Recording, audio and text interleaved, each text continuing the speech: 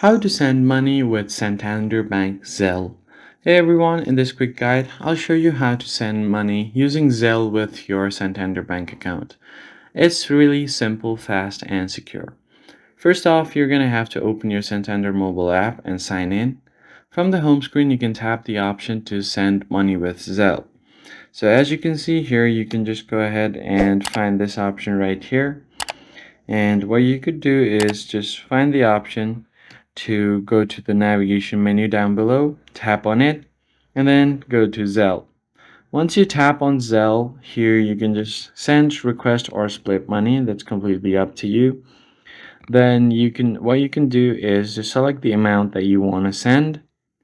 You could also add a note if you would like, and then once you've done that, you could tap on review. Double check all of the details carefully since Zelle transfers cannot be cancelled once they're sent.